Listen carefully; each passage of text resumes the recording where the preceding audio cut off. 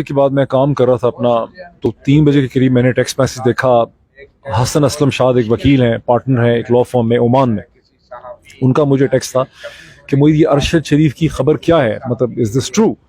So I had no information और मैंने पूछा कि क्या है। मेरे ज़हन में था कि अरशद शरीफ में वापस आ रहा है, शायद दोबारा गिरफ्तार हो गए होंगे, बिकॉज मुझे पता था सॉरी कि उन्होंने एक पिटिशन डाली हुई थी 27 अक्टूबर में लगनी थी इस्लामाबाद हाई कोर्ट में, ताकि उनको बेल मिले ट्रांजिटरी, वो वापस आना चाहते थे। मैंने ये भी सुना था कि वो शायद बोल टेलीविजन उन्होंने ज्वाइन कर लिया, तो मैंने सोचा शायद गिरफ्तारी हो गई है। तो मैंने कहा क्या खबर है।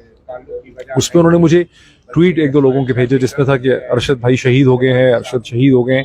तो आई वाज शॉक। उसमें मेहर बुखारी का ट्वीट था। मैंने जब वो थ्रेड में गया ट्विटर पे, तो मैंने वहां देखा कि ना सिर्फ मेहर बुखारी का ट्वीट था, बल्कि वहाँ का इमरान रियाज खान का ट्वीट था। तो चूंकि इमरान का नंबर मेरे पास था, मैंने इमरान रियाज को कॉल करना शुरू कर दिया। पहले उन्होंने कॉल नहीं उठाई, उनकी कॉल बिजी मुझे मिल रही थी।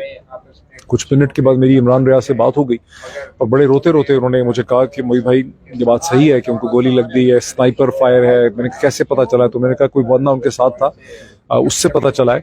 उसने यहाँ पे कॉल किया है कि उनको गोली लगी है और उसकी मुझे पता चला डेथ है। तो हम दोनों रोने लग गए, धाड़े मार मार के, मतलब कुछ कंट्रोल नहीं हो रहा था। तो मैंने कहा कि यार आई होप कि ये गलत होगा, may be he is injured, जख्मी हुआ। उसने कहा मैं भी यही दुआ कर रहा हूँ, मैं निकल रहा हूँ, I am coming to Islamabad, और अल्लाह करे कि मैं भी यही दुआ करता हूँ कि जख्मी हुआ हो, जिंदा हो, उसकी खबर मिले। फिर यही हमारी बात हुई। उसके बाद जब मुझे पता चला तो मैं ट्विटर पे गया, तो मैंने देखा बहुत से लोग कंफर्म कर रहे थे।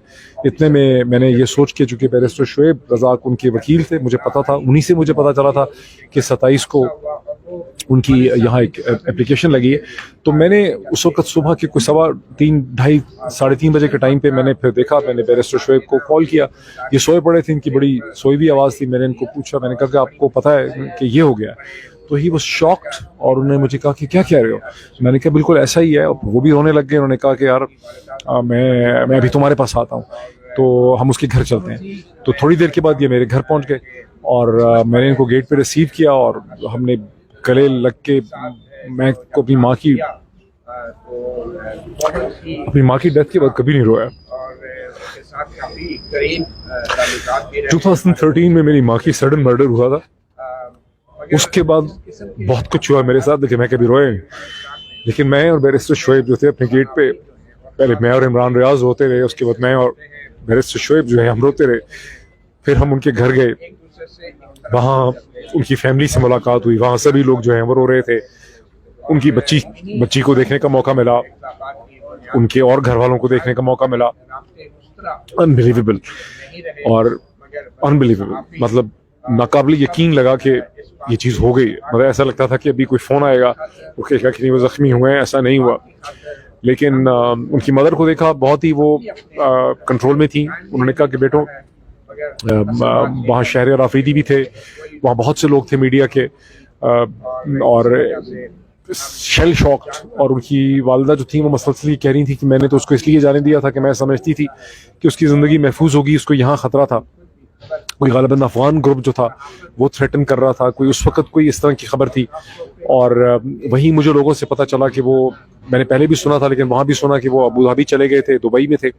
वहाँ दुबई की गवर्नमेंट ने, पहले वो वहाँ ठहरे हुए थे, उनको कहा कि पाकिस्तान गवर्नमेंट शायद आपको डिपोर्ट करना चाहती है, लेकिन हम आपको डिपोर्ट नहीं करेंगे, आप फौरी तौर पे 24 से 48 घंटे में दुबई छोड़ दें।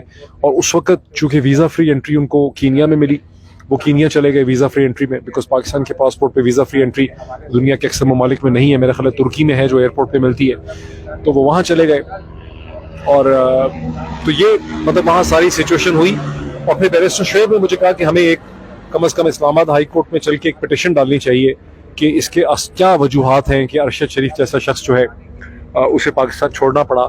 इसमें क्या हकीकत है कि दुबई की हुकूमत को, अबू धाबी की हुकूमत को हुकूमत पाकिस्तान ने डिपोर्ट करने के लिए कहा, क्या वजूहात, क्यों उनको ब्रिटिश वीज़ा नहीं मिला।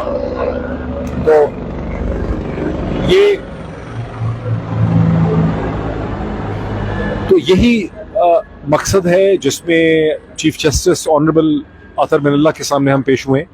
बैरिस्टर शुएब रज़ाक साहब ने अपनी पिटिशन दी है और उनके सामने एक मुख्तसर बात हुई है जिसमें chief justice was shell shocked.